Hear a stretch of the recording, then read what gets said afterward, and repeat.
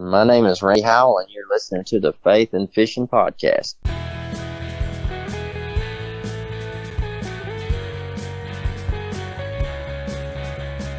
Welcome to the Faith and Fishing Podcast, where every episode I'll bring you an interview with a member of the fishing community, and they'll be sharing their faith stories and fishing memories with you. I'm your host, Cam Steele.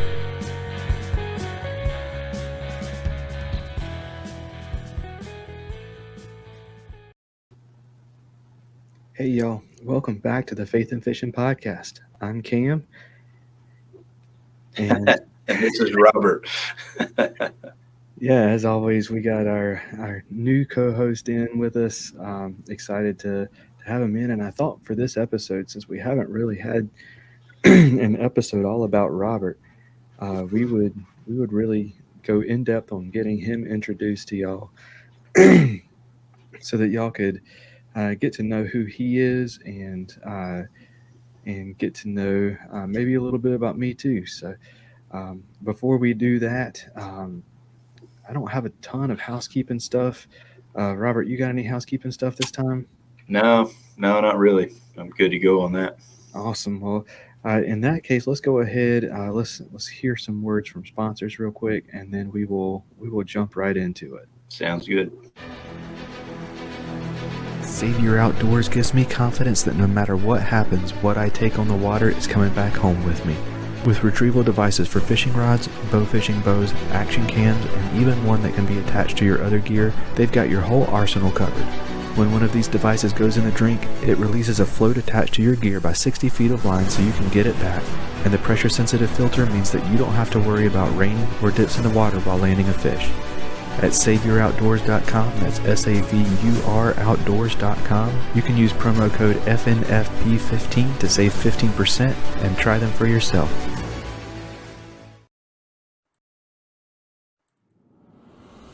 Whether you're a Ned Rig vet or a finesse fishing noob like me, Jade's Jigs is your source for high-quality finesse jigs that raise the bar by being lead-free. Using a tin bismuth alloy not only makes Jade's Jigs eco-friendly, it also makes the jig lighter so you get the same profile with less weight for the fish to feel. Check out jadesjigs.com, that's JADESJIGS.com, to see their full lineup of jigs, styles, and colors. And since you're a Faith and Fishing listener, you can save 10% on your order by using promo code FNF10 at checkout. Alright, so like I said, this time we are going to get to know Robert a little bit. I'm going to go ahead and apologize in advance. We live pretty close to the drag strip, and every now and then we hear them going, and usually they're going on Friday nights, but I guess tonight they've got some sort of race going on because they are going crazy over there. But yeah, so Robert, go ahead. I know you've given us like a brief introduction of who you are, but go ahead and tell us the real lowdown on who Robert Randolph is. Yeah, man. So I'm originally from around Nashville, Tennessee, about 40 minutes outside of Nashville in Clarksville, and grew up there.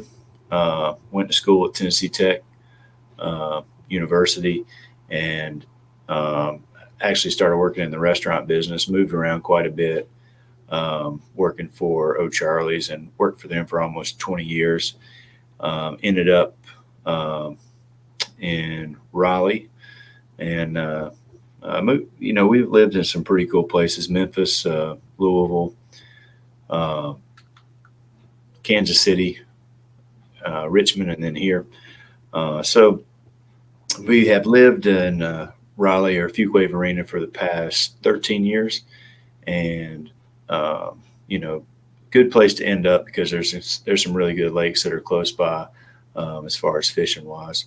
So growing up around Clarksville, it's about 40 minutes from Land Between the Lakes, which is Barkley Lake and Kentucky Lake.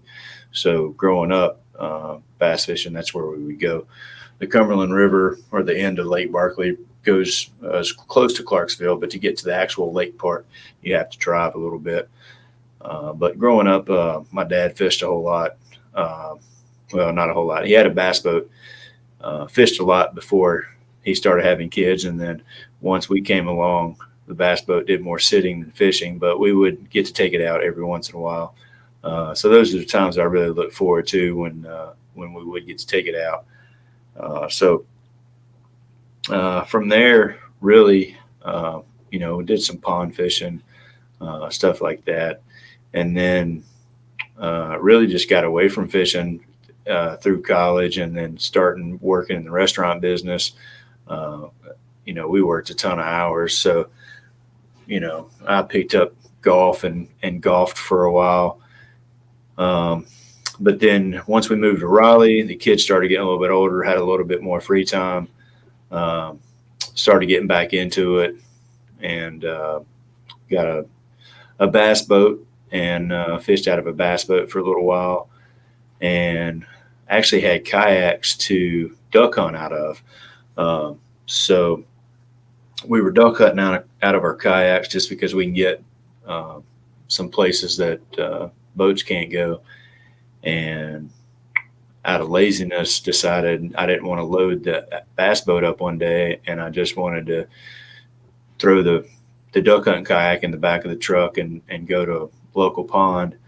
And once we started catching fish out of the kayaks, it wasn't too long after that I sold the bass boat, and I actually upgraded kayaks from it was a sit-in Ascend H12 that we were fishing out of, or duck hunting out of. And, we had fished out of that for a little bit, but then once I decided we were going to just fish out of kayaks too, upgraded to a fishing kayak that was more stable than that, more comfortable. So did that maybe 3 years ago, and then started fishing some local trail stuff, and, competing on the water. I love that. I love just going out fun fishing too, but I like, going out there with a bunch of guys, and it's really not about even winning. It's more about the fellowship at the ramp before, on the water, and then afterwards. I enjoy that just as much as, catching the bass and trying to place well in those tournaments. Traveling and going camping, I really enjoy that aspect of it as well. That's really, in a nutshell. Not in the restaurant business anymore. Once we moved here to Raleigh, I got out of that about 10 years ago, and then I own a lawn care landscaping business, so I cut grass most all day and listen to fishing podcasts. And I used to listen to music, but I got into listening to podcasts, and so I really just listen to podcasts a whole lot of the day, cut grass, and try to find some time to go hunting and fishing. And so that's the kind of the fishing side of it, work side of it. Faith-wise, grew up. My grandfather was a Baptist preacher, not a minister, because in the South there's a difference between a preacher and a minister, but he was definitely on the preacher side of it. So, I was always around church, and my dad singing a gospel quartet. They would go around and sing at different churches, and that's actually how my mom and dad met. Is he was singing in the gospel quartet at my mom's church, and they met and started dating, and then ended up getting married. So, I was always around church, and we went to a smaller church when I was really young, and then once we got older, we changed to a church that was larger. And like a lot of people, when I went to college and a young adult, got a little bit away from it. And being in the restaurant business, Sundays was just one of those days that you were going to work in the restaurant. It's one of the busier days. But as we started having kids, me and my wife both wanted to make sure we brought them up in the church, and just having that connection to the community and other people that believed what we believed was important to us. And ended up getting out of the restaurant business, and started, we church topped a little bit, trying to figure out a good fit for us. when we moved to Fuquay, and ended up finding Triangle Community Church, which is in Cary. And, we've been there for, almost 11 or 12 years, something like that. So we enjoy it. The kids all are really involved in the youth program. Actually, my oldest son, who just left for college today, he is interning in the youth program and helping out the youth pastors. So, and the kids are up there, once or twice a week for their youth programs, and it really is just a good fit for us, and probably had more to do with my faith and me growing in my faith, being involved with that church. When the kids were small, me and my wife volunteered for the school age Sunday school. So we taught Sunday school usually about one Sunday or two Sundays a month, and they rotate the teachers out. It's a volunteer basis, but rotate the Sunday school teachers out in there. So actually doing that and seeing the impact you can make on the smaller kids and introducing them to Jesus Christ and really helped me out and helped me grow in my faith, probably more than anything that I've done. So you're pretty familiar with that, seeing as how you help the youth, we're youth pastor in the past as well. So, and then that's kind of where we're at now. We're still going to church and still pretty involved in that. Help out in the cafe sometimes. And then as far as the fishing goes, this year I did a few Hobie BOSs, which I didn't really feel like I could compete on that level. But I wanted to try and see, and I wanted to go to a few of the tournaments just to kind of see where I was at. And, I was right about where I was at, probably middle to the lower part of the pack. But that's okay, because I wasn't going into it thinking I was going to, cash a check on any of these, especially when, the first one started selling out and you're 200 anglers.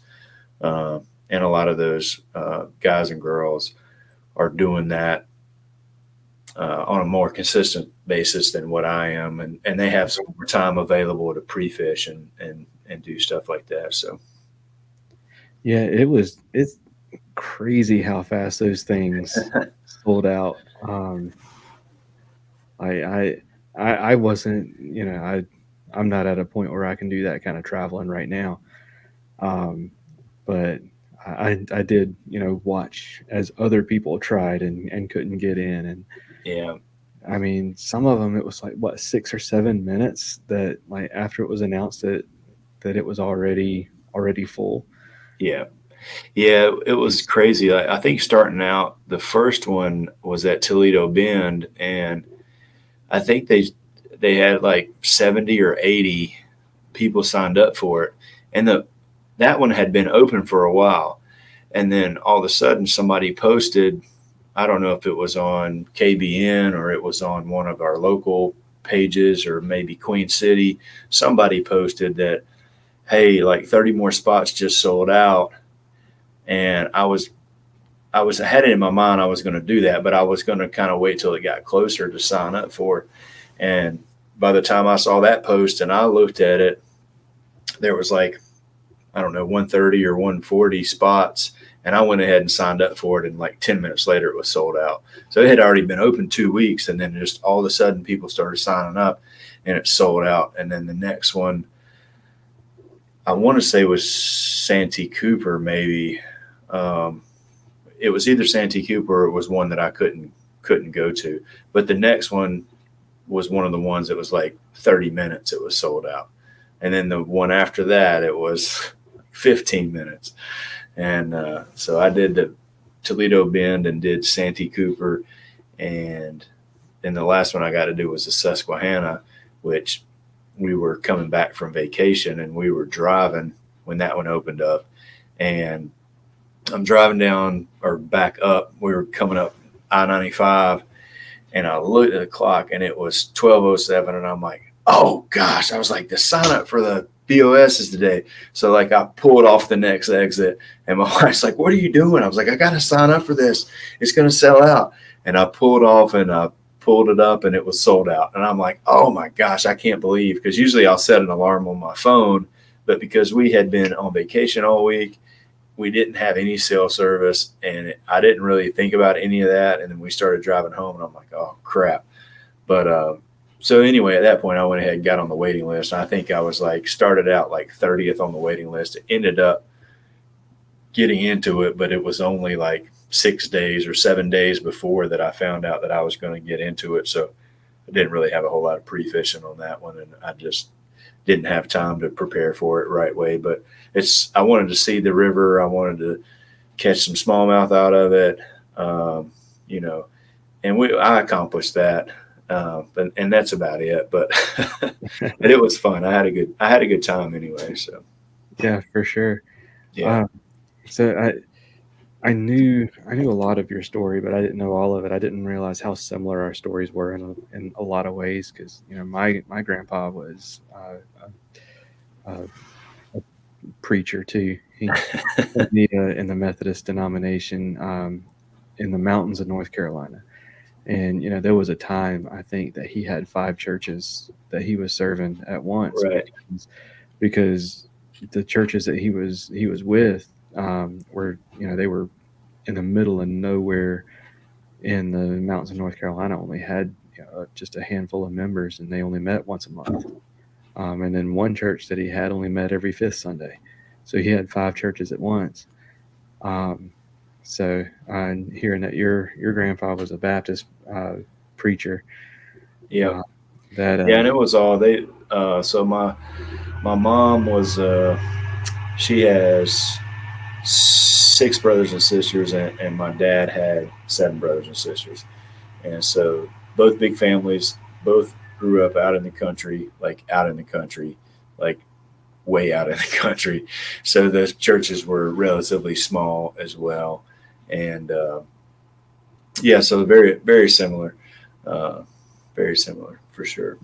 yeah, I will say that my fishing journey is pretty different. I'm still not hooked on the competitive side of things. I enjoy it, but I enjoy. You give me a micro, like an ultralight rod, and tell me to go micro fishing with a Tanago hook and catch a new species that I've never caught before. I'm going to be just as excited. Yeah, Like I know a few in particular, but a lot of people that we fish with, you give them an ultralight rod, say we're going after fish this big, and they're going to be upset with you. yeah, So, yeah. Now I'm okay with that too. So I like the competitive side.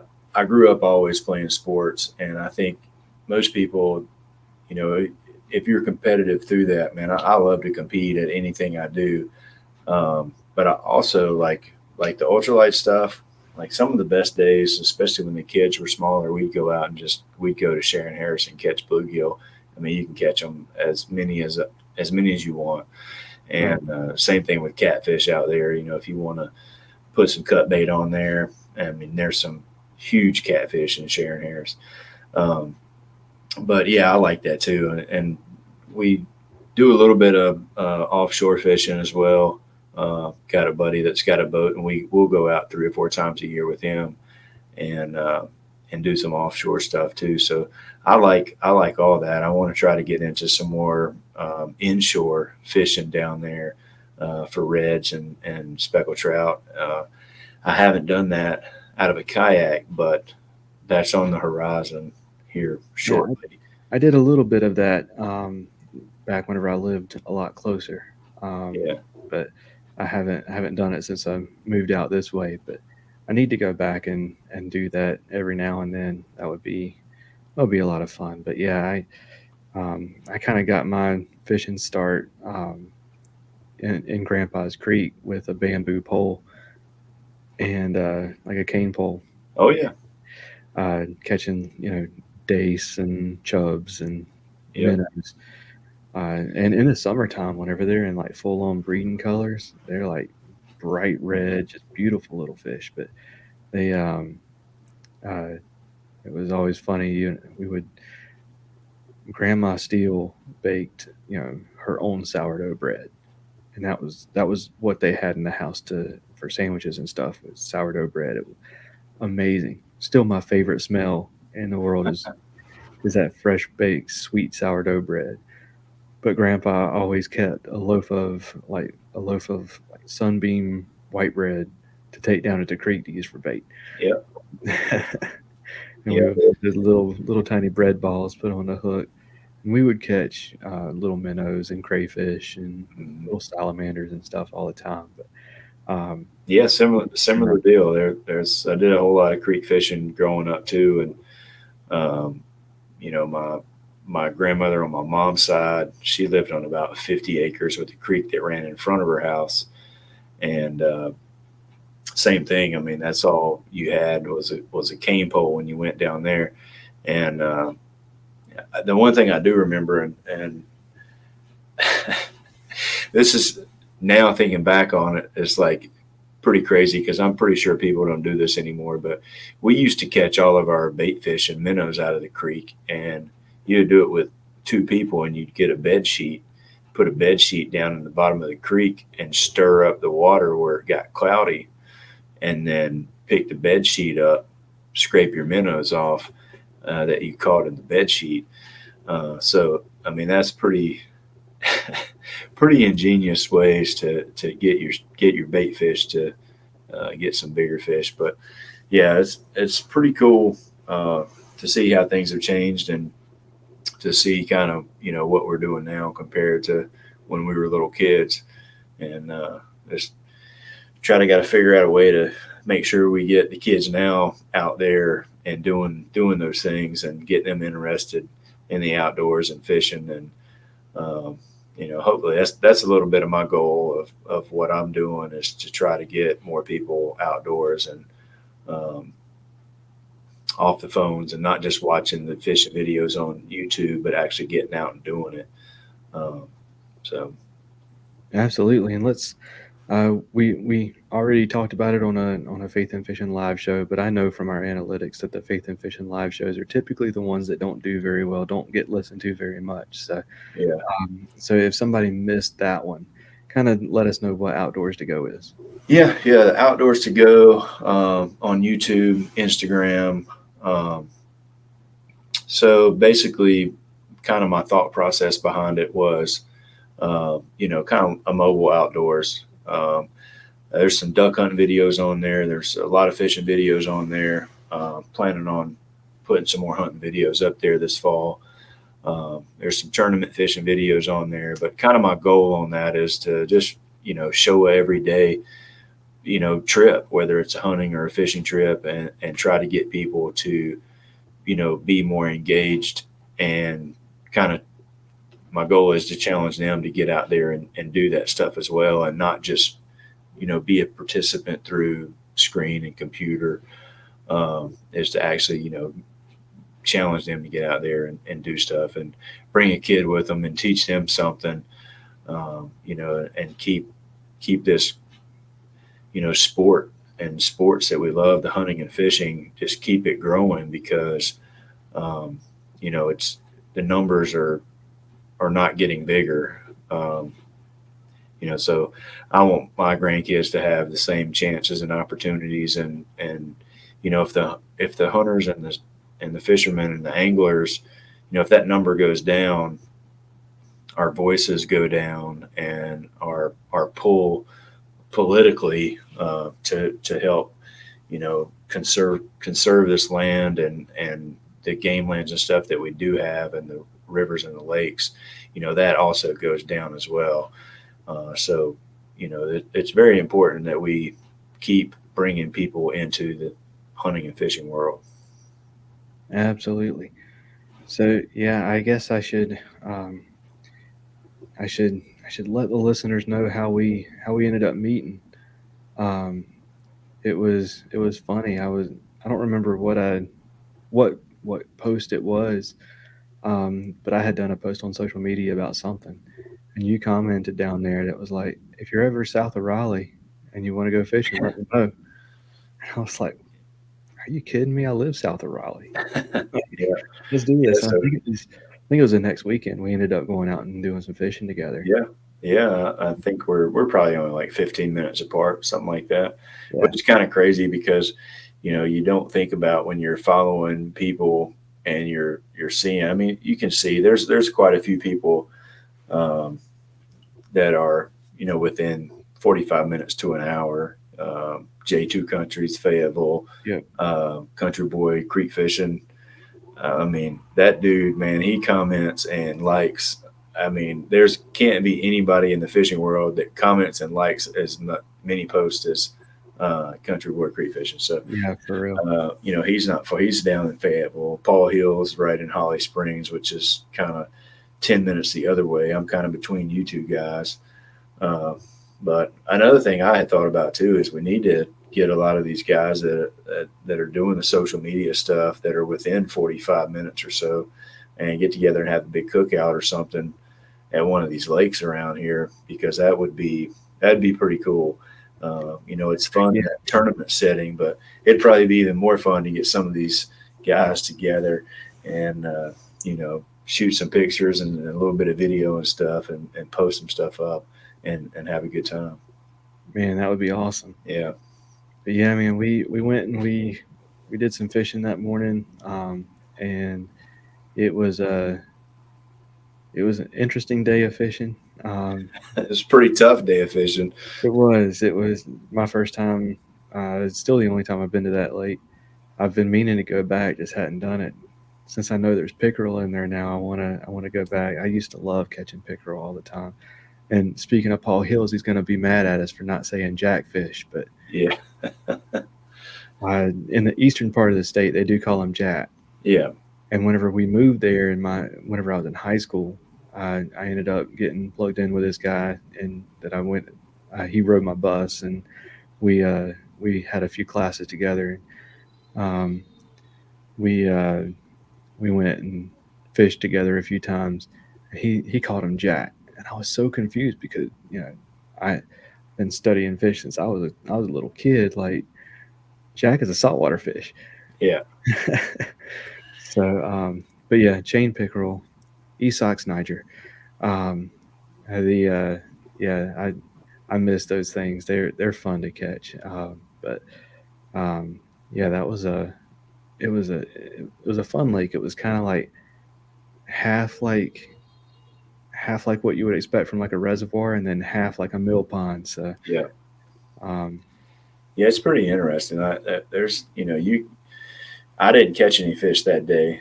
Uh, so well, we fished and fished, and some days are like that. Some days you can go over there and catch 5 or 6 decent sized ones. Some days, some days I go over there and don't get a bite. But then, you can share what you ended up doing that day. I caught a really big head with a piece of paper behind it.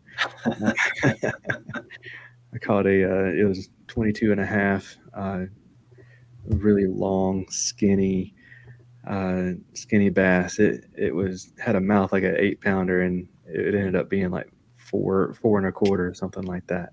It was a big head fish, but it was so malnourished. The body of it was so skinny, but I mean, it was a huge fish. But I wish, it was a 4 or 5 pound fish with a 10 pound head. Yeah. Yeah. That had, I caught one that was 9-1 at Jordan the year before. Excuse me. But that head on yours that you caught over there was way bigger than that 9-1. Way bigger. Like, that was a pre-spawn fish, and she was fat. Right. But the head on the one that you caught, I mean, it was way, way bigger than that one. So it's interesting to me. You look at the size of fish sometimes, and how they're built. And I've got another picture of one that was similar to yours that I caught out of a different pond. And, I think those fish in those smaller bodies of water just get to a certain size, and they can't find enough forage to keep growing. and keep their bodies filled out. So Right. I'd say that fish that you caught probably is not still living. I'd say just from the Oh, there's looks no of it, way. you caught it. Um, but yeah, I've been back over there a couple of times. I think I caught like maybe a 20-inch pickerel or Oh, jackfish, wow. whichever one you want to call it. And but when I caught that one, I've never had a fish stink so bad as that fish did. I mean, it smelled terrible, and I've caught jackfish out of there before that I haven't noticed it. I'm not going to say they didn't smell, but I never noticed it. But that one, whew, man, that dude was rough. I came home. My wife was like, "Oh my God, what is that smell?" And I didn't even bring it in the kayak. Like I was holding I caught it on a spinnerbait, and I was holding the spinnerbait out off of the kayak, and I was shaking him to get him off because I could tell it stunk so bad. And even with me only touching the spinnerbait, I mean, I smelled because it was all slimy and whatever. But Right. yeah, That's interesting. I wonder if it ate like one of those snakes that have the musk on it or something like that. I don't know. I've never smelled a fish that smelled as bad as that. That's crazy. I hear you, man. But yeah, so I wanted to get your opinion on this since it somewhat got brought up here. Which is more important whenever you're to you as an individual, whenever you're bragging about a fish that you caught? Is it the length or the weight? Um, for me, I'm gonna go with weight because that's what I grew up. I mean, that's how I didn't measure fish until I got in kayak fishing a few years ago. And so to me, in my head, it's still weight. Now, the more and more I get involved in the kayak side of it, um, I do think the length is a better, no pun intended, but it's a better measurement of the fish than the weight because that weight can vary. So I think, the length is, I want to say, a more accurate way to judge the fish, if that makes sense. Like I think if you catch a 22-inch fish, if you catch them in the summertime, that fish can be like yours at 4 or 5 pounds. But if you catch it pre-spawn, maybe it's 7 or 8 pounds. I think those fish vary so much in the weight that probably the length is the more accurate way to measure how good the fish is. But to me, just because I grew up in the boat world and, you know, the whole measuring the fish on the boards is, still relatively new to me. But I do like the conversion chart, and I can't remember.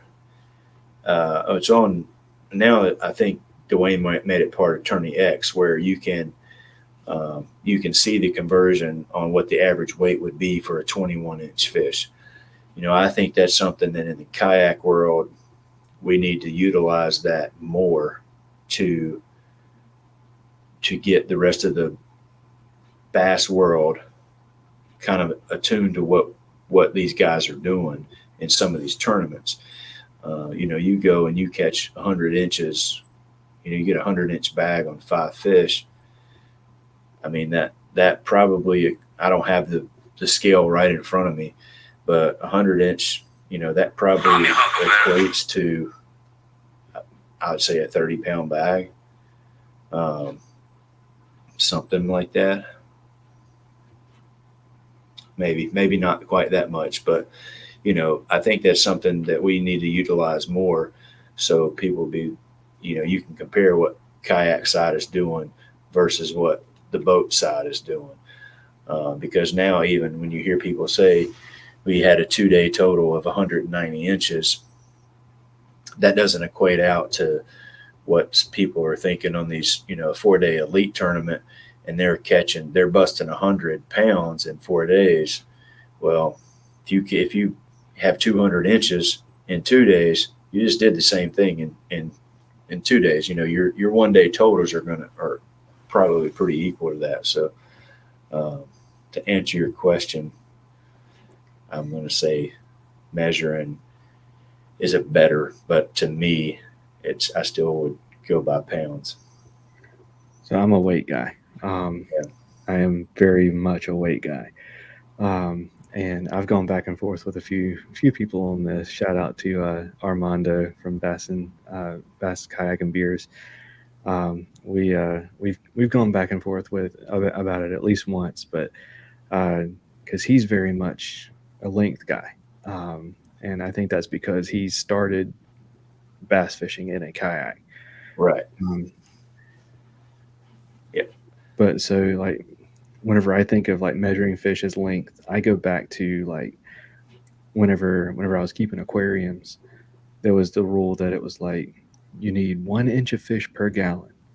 And I read a book about how horrible that was, like how horrible of an idea that was, because that only works if you're using 1 inch fish.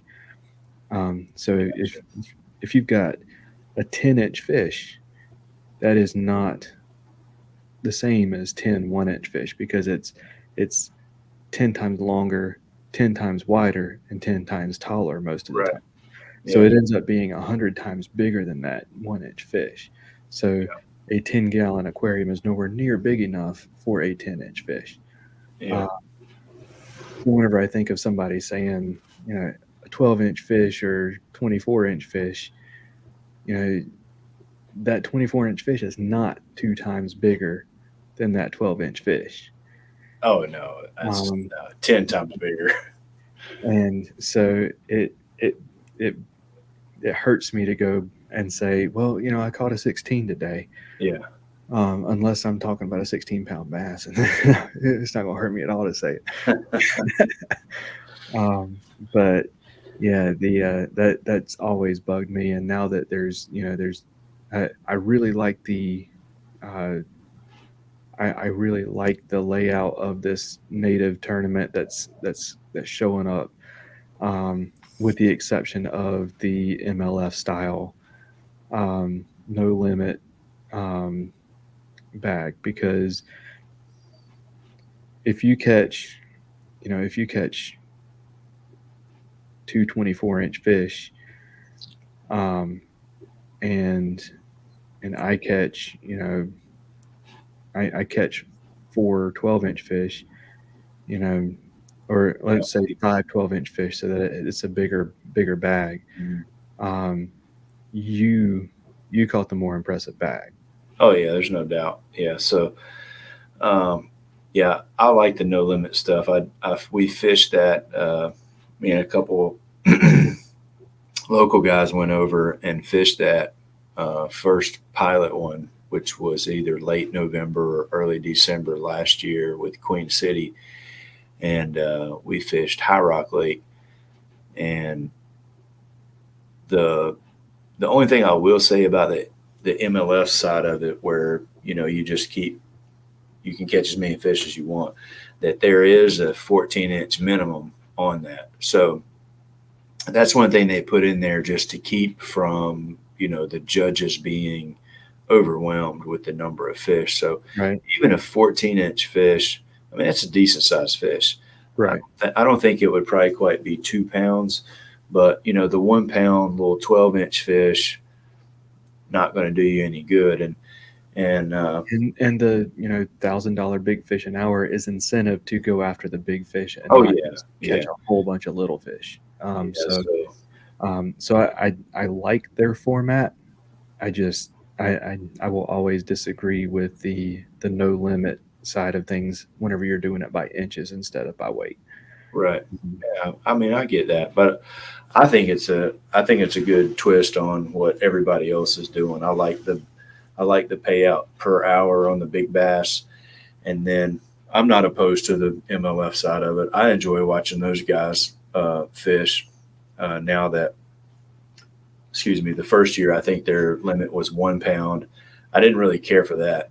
Watching some of those tournaments. I like it from a weight side of things, because if somebody catches a 7-pound fish, that is 7 pounds bigger than or 7 times bigger than a 1 pound fish, instead of just 2 times bigger as it would be. I get what you're saying on that. Like I can see that as far as the weights and the measurements, kind of you can have a different view on that. But yeah, I like it. I like it that there's a few options out there. as far as national trails and local trails. And luckily, we're in a spot where we get some short drives to a couple of the national events. So I'm really kind of getting excited to see the schedules come out for next year for the kayak side. I know, there's probably going to be some changes, and hopefully there's going to be some that are still going to be pretty close to us. So I'm looking forward to some of those things starting to come out, and hopefully Bass keeps improving on what they're doing on the national side of it, and hopefully the native thing sticks around. I think they've gotten pretty good traction on all the tournaments that they've done. I feel like the numbers have been there, and I think those guys are pretty excited about where that's heading. So be interesting to see what that does and where that goes. For sure. Well, man, let's get into our typical questions that we always ask everybody. Sure. What fishing story or memory means the most to you? I'm gonna go with probably two different instances. The first one, just kind of those what I was talking about earlier, going to Lake Barkley and Kentucky Lake with my dad. When I was little, those days and those trips are always going to be right there at the top. And then another one, I was probably 12 or 13, somewhere around there, 13, 14. I started working for one of my neighbors up the street. He had a plumbing business, and he did commercial plumbing for commercial buildings, and he did the groundwork and the install. So I would work for him all summer. At the end of the summer, he would take us to Panama City in the Gulf of Mexico, and we'd go on a deep sea fishing trip at the end of the summer. So the first year we went down there, my dad went too, and we went about 60 miles out in the Gulf of Mexico and stayed overnight. Got up the next morning, and they had put us on top of this shipwreck, which was, I want to say we were probably in like 100 feet of water, something like that. And we were dropping down big, huge jigs. I mean, the jigs were like a foot long. And you would drop them down on the shipwreck, and then you would just pull up on them as hard as you could. Well, it didn't take too many pulls. And, dude, we were catching amberjack, grouper, I mean, as fast as you could reel them in. And I don't know, probably we sat there for an hour and a half, maybe 2 hours, and filled up all the coolers on the boat. And we were still catching them and letting some of them go. And then my boss hooked into a shark. So he fought this shark for like 4 hours, and we had to follow him around to keep from snapping the line. And he finally got the shark in. It was like, I want to say like 7 foot long, 200 something pounds. It was decent size. It was a big fish. Ended up getting it off and go back to the shipwreck, and nothing. All those fish that we had been on all morning where, that bite was gone. But just the sheer number, and looking down over the side of the boat, and you could see way down in the water and reeling those fish up. I mean, that's something that's always stuck with me. So I'd say those two things. That's awesome. Yeah. Yeah. For me, I've shared this story before, but it was taking my nephew fishing for the first time. He got introduced to bass fishing through a like nature show that he was watching, and he wanted to go fishing. So me being the fisherman in the family, everybody asked me if I would take him, and they've got my brother-in-law and sister-in-law have a little place up on High Rock Lake. We went and just kind of set him up with a little Zebco and fished off the dock there, and he went and took a nap right as soon as I got there, and I kind of went and scouted to see where they were, what depth they were at, and everything, so that I could make it as fun as possible for him. He ended up catching a fish on his first cast, um, and it was like 5 fish in 15 minutes on 5 casts, and he was done. He was ready to go play, but he was ready to go fishing the next morning, and so that was awesome. Yeah, that is cool. I'll never forget, him, just him being so excited and bewildered and everything. So here pretty soon, I'm going to be taking Henry for the first time. So that's going to be awesome too. Yeah. Oh yeah. And that's some of the, I went back to when I was a kid. But you could just as easily put in there, going with, taking my kids too, because, those are something that they'll always remember. And me too. There's some pictures of my daughter and catching bluegill and stuff. And she's holding her hand up and she's got the fish, beside her hand. And she's like, she's just got her mouth wide open. And, same with Ryder and Mason, they both love to go catch some fish. So yeah, those are good times when we were little and then when our kids are little. So I like both of those. Absolutely. And whenever you're out fishing with somebody, what are you typically talking about? It really just depends on depends on who it is. And just try to find some common ground with who you're out there with. And, I guess we talk about fishing, I would say. If I'm out there fishing, that's probably what we're talking about. But then at the same time, if it's somebody new that I haven't been fishing with before, try to get to know them a little bit better. And just, kind of whatever comes up. I mean, I'm always game for some sports conversations, work, life, faith, just kind of whatever comes up. I'm pretty much open book. I like to talk about it all. You're a pretty good salesman for the local tournament trails too.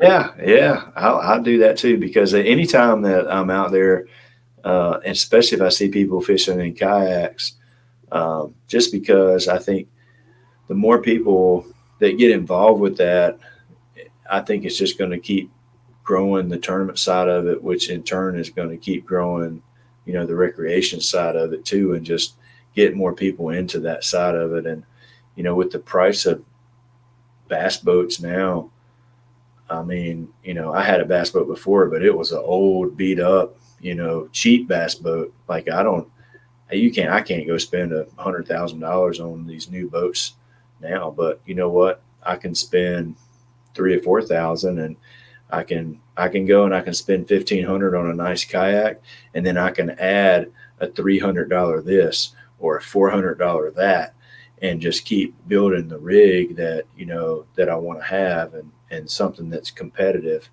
And so that's a lot more feasible, I think, for most people now than to try to get into the tournament boat side of it, or even the recreation side of it. Even used boats, you're going to pay $15,000-$20,000 for a decent used rig.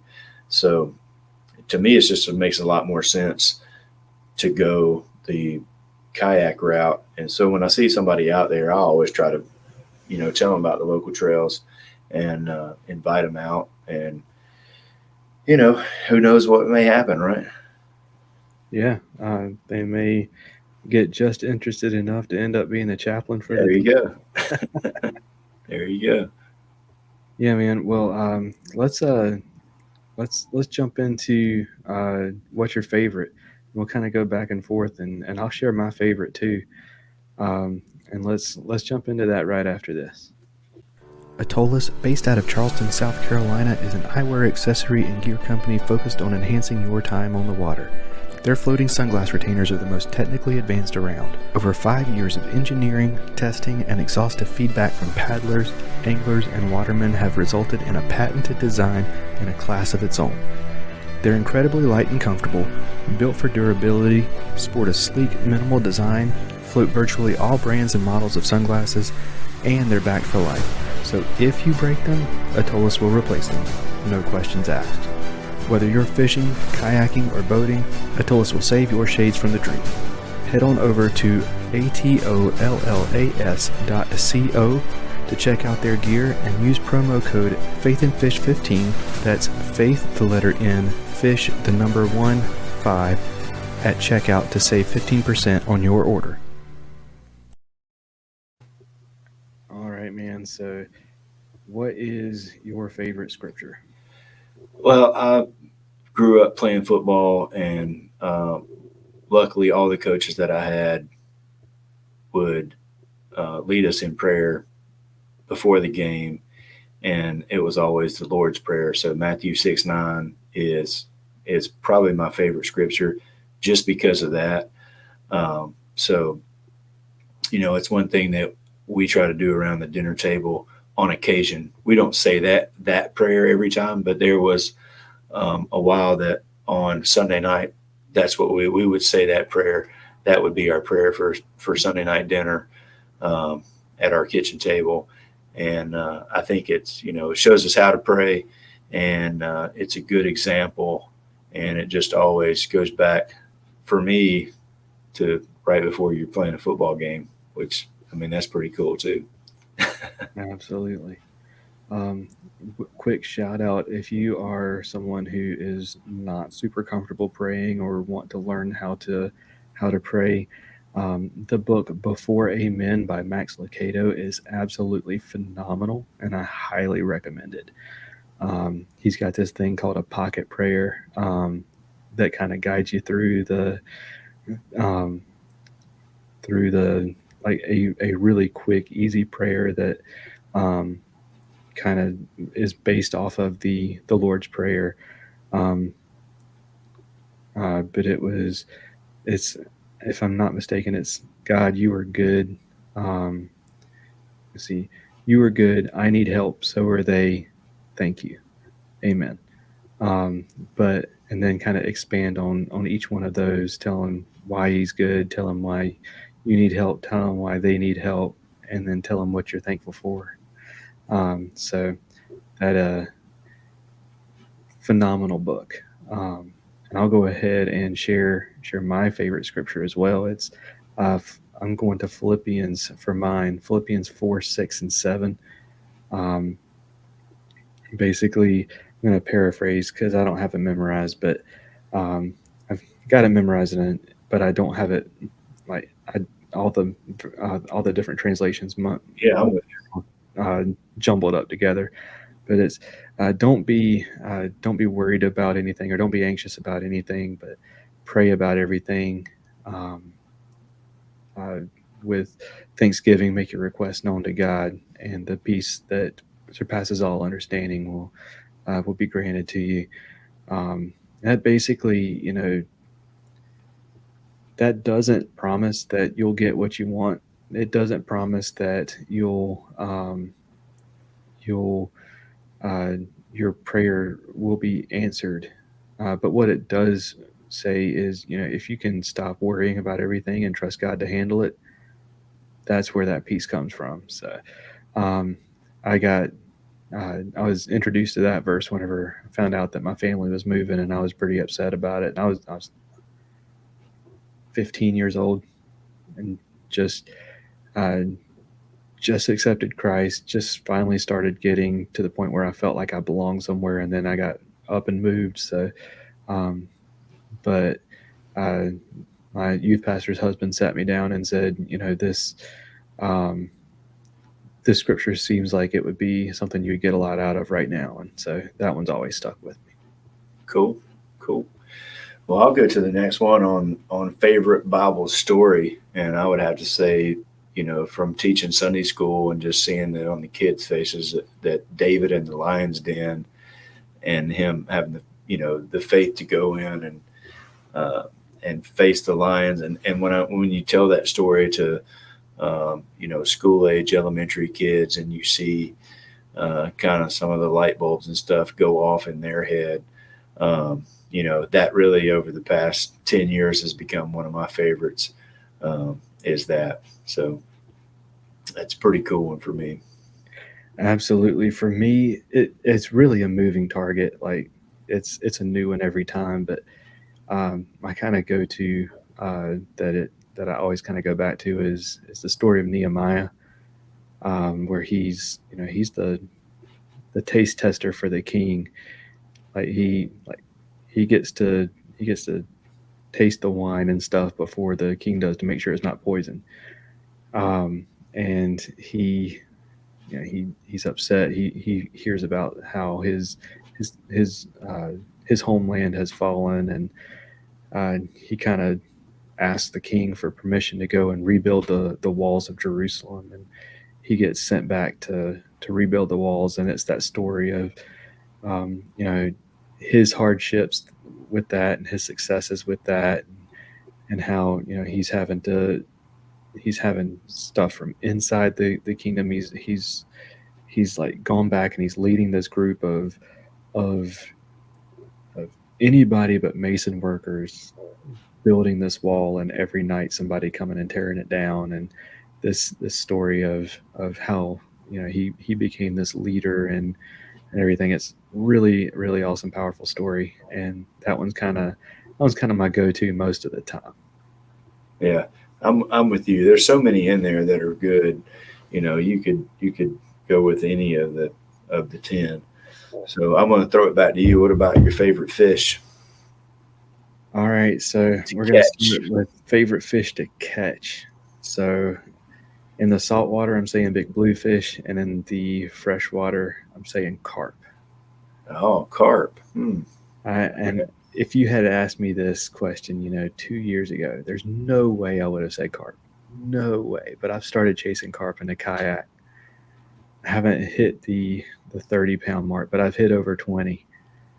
And man, that it is a fun bite. It's a weird bite because there are times where it feels like you don't have anything on at all, and then they just have this sudden burst of energy. They're peel and drag. It's like a Right. saltwater fish, and then it stops for a second, and it has that back and forth, and um, yeah, it's a whole lot of fun, man. What about you? Yeah, I'm going to say if we're going to do a salt and a freshwater, I'm going to have to say bass. And I don't really care if it's largemouth or smallmouth. I like them all. Spotted bass, it doesn't matter to me. And then if we're going to go with a saltwater one too, I tell you probably the most fun, and it kind of goes along with what you said on bluefish, but Spanish mackerel. I mean, we've had some days where you're reeling them in as fast as you can put the spoons back out there, and that's usually what we're catching them on, are spoons. And as fast as you're putting the spoons back out there, you're reeling it back in with a Spanish on there. So that's pretty good for me anyway. That's I like the bigger fish too, but the Spanish mackerel is just, it seems to be a lot of action all day on this. Absolutely. All right, man. What about your favorite fish to fish for then? Well, I think to fish for, I'm going to have to go with the largemouth. I mean, just trying to figure that out. It's more of a chess game than anything else. Because you can go to a body of water, you know where they should be at, and sometimes they're there. But if they're there, how can you get them to bite? Or they should be here, but they're not there. So then you got to find out where they are at, and again figure out what they're going to bite for that day.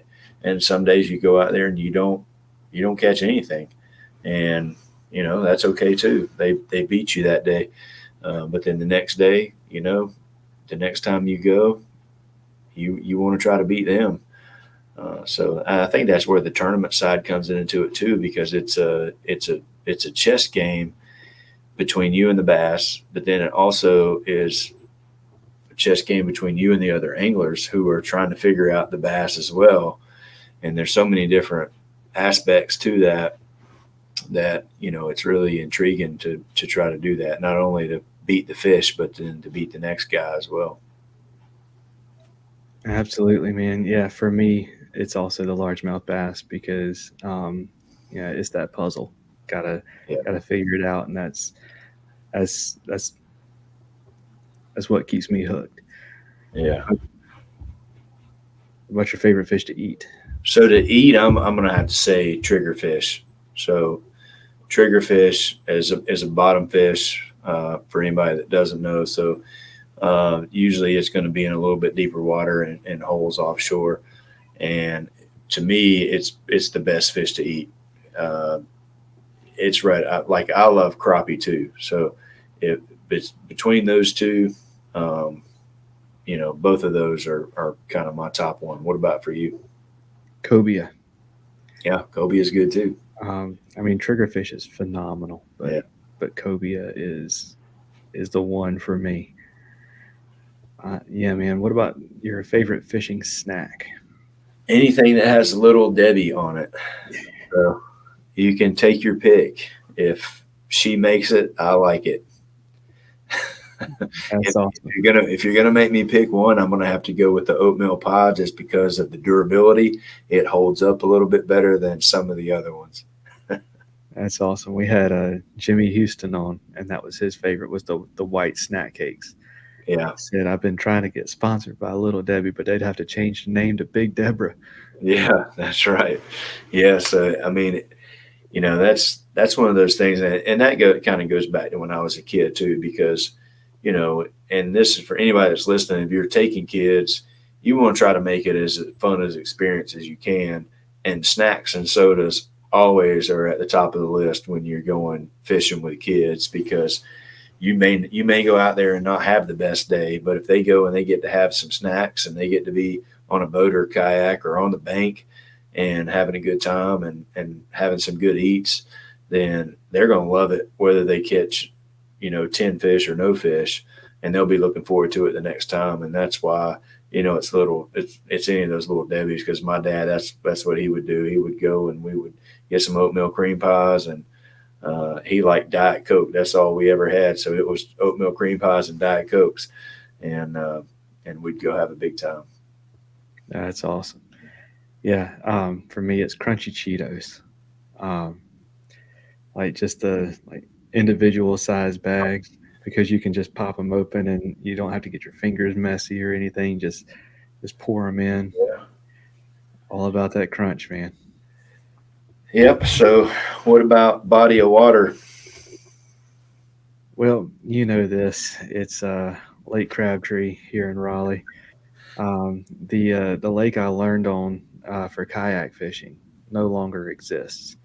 So I cut my teeth on Toll's Mill Pond in Deep Run, North Carolina, and Hurricane Matthew destroyed it. Hmm. It blew out the dam, and it was it had just gotten back to being a decent fishery after Floyd did the same thing, and then they just weren't able to get it rebuilt. And then it's a good thing Right. they didn't because Florence would have done it right after, just a couple years after Matthew. So that area has had 300-year floods in 20 years, Yeah. 5 years, something like that. So Yeah. Matthew. Yeah. Matthew was no good.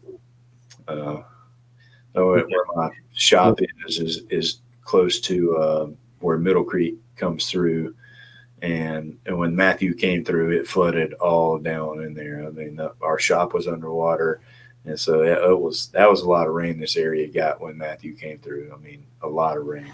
yeah, I So was working at the church at the time, and the church was on the other side of the Neuse River, and mhm. it was a long time before I was able to get back over there because all the bridges were gone. Yep, it was a crazy time. What do we got after? What's your favorite body of water to fish? Oh yeah, so mine I'd have to say Jordan. I like Jordan. I like Sharon Harris too, but it's I gotten tell you what, any body of water that gives me a 9 pounder automatically jumps to yeah. the top of the list. Yeah, so Jordan, I did get that big one, and I've gotten several nice fish off of Jordan. Now, I will say that I don't normally catch a lot of numbers at Jordan, but I do catch more there than at Harris. Harris, usually, if you catch one, or for me anyway, it's going to be a 3 or 4 or 5 pounder. I don't usually catch small fish at Harris, but I don't catch a lot. And Jordan, I usually catch decent fish too, but just a few more numbers. But all these lakes around here, I've had pretty good luck. I like McIntosh. That's been pretty hot lately. I haven't fished it this year, but last year I did pretty well there.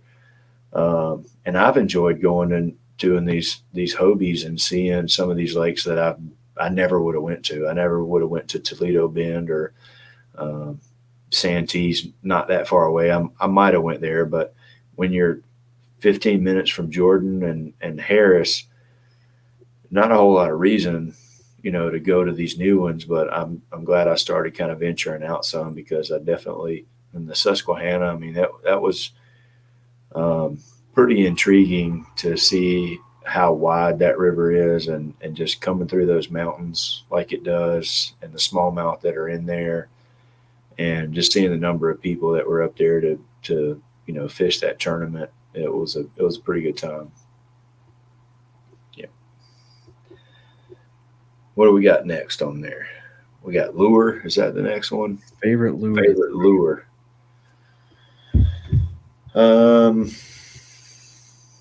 I'm gonna probably go with two of them. If I have to say one, I'm gonna probably be throwing a spinner bait more than anything else. I like the spinner bait, and I don't know. Is like the one you use the most? Is that your favorite? That's a good question, right? I mean, I Yeah. like throwing a spinner bait, but sometimes I'll throw a shaky head more than that. I don't really necessarily like the shaky head more than the spinner bait, but I may throw it more. So does that make it your favorite because you throw it more, or you have to throw it because you can't catch them on the spinner bait? So I'd still stick with spinner bait, but shaky head's up there, and then jackhammer. Or really, I personally I like thunder cricket better than the jackhammer, and everybody will call me crazy. Besides Dave Hart, I think he likes Thunder Cricket better than Jackhammer too. But um, that's what I call that 9-1 on, was a Thunder Cricket, and I've got several different colors of that in the tackle box, and I've got some Jackhammers in there too. I like those, but I like crankbaits. But if I had to pick one, definitely spinnerbait. What about you? Um, so in terms of confidence lures, I caught my PB on a Tokyo rig. Um, but in terms of just favorite, the one that's I've always got tied on, no matter what time of year it is, whether it makes sense or not, one that I always feel confident in, and the one that's just the most fun to throw for me will always be the square bill. Um, I love throwing a square bill crankbait. Yeah, you can't hardly beat that either. I like those too. I was going to throw that little Fritz side crankbait in there. That's what I was thinking that too. So I like the crankbaits too. I like the power fishing, but I've gotten to where I'll flip that shaky head or wacky rig a Cinco, and some of these grass lakes around here too. I've started Texas rigging a Cinco, and had some pretty good success on that too. So you know, I if I can catch it on whatever, I don't care what it is. Um, what we got next? Favorite time of the year? What about you? What do you? So for me, I like the pre-spawn, but here lately it's been summer. Just because that summer crank and bite is really really good. Yeah, I was torn between pre-spawn and fall, just because that top water gets going pretty good in the fall. But if I had to pick one, I'm going to say pre-spawn. I think I'm able to find them a little bit easier in pre-spawn, but I do like that top water fall bite as well. So Awesome. Well, man, it has it's been a good one. I'm not going to say thank you yet because you're going to be on the backside with me. But did you want to shout out anybody before we move on to the closing out? no, man, you can go ahead and close it down. Just appreciate you having me on. Uh, you know, good opportunity for me to come on here and talk some fishing every week. So I enjoy it, and appreciate you asking me to do it, and look forward to to cranking some of these out and having a good time. Yeah, man. All right. Well, you have a great one, and let's right after this, we'll be back. Get Outdoors Pedal and Paddle in Greensboro, North Carolina offers a wide range of products and services designed to help protect the environment and enhance the time people spend enjoying the outdoors. With an expansive year-round inventory of kayaks, SUPs, bikes, kayak fishing accessories, paddling clothing, biking accessories, and more, Get Outdoors has established itself as one of the top paddle sports and biking shops in the Southeast. They also offer a wide range of kayak safety and technique courses to get you comfortable in your new boat. They'll even get it rigged up for you. Stop by the shop in Greensboro, North Carolina, or check them out at shopgetoutdoors.com. With 30 years of experience of handcrafting lures under his belt, Mr. B of Mr. B Lure Company is making high-quality spinnerbaits, buzzbaits, jigs, underspins, swim blades, and more right here in the U.S. All of his skirts are hand-tied, and all of his baits feature a baked-on powder paint, all metal components, and only Owner and Gamakatsu hooks. All of his baits come in a variety of colors, and if you purchase a bait in the Battle Shad color, 30% of the proceeds go to the Wounded Warrior Project.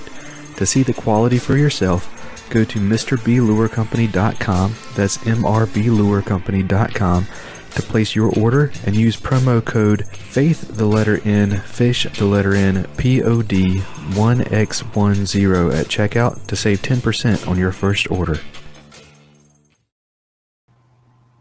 All right, well, Robert, did you have anything to add before we close out, man? No, man, just had a good time. Going back over some stuff from fishing and faith, and that's really about it, man. I hope everybody out there has a good week this week, and look forward to seeing you guys next week. Absolutely. Well, as always, Robert's links are going to be in the All Things Faith and Fishing link. So go ahead, click that, check out all of his YouTube videos and his content on Instagram. That's going to do it for this episode. Y'all take care, and God bless.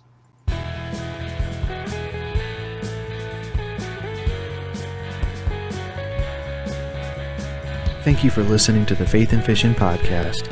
Faith and Fishing is produced and hosted by me, Cam Steele, and is sponsored by Jade's Jigs, Get Outdoors Pedal and Paddle, Save Your Outdoors, Atollas, and Mr. B Lure Company.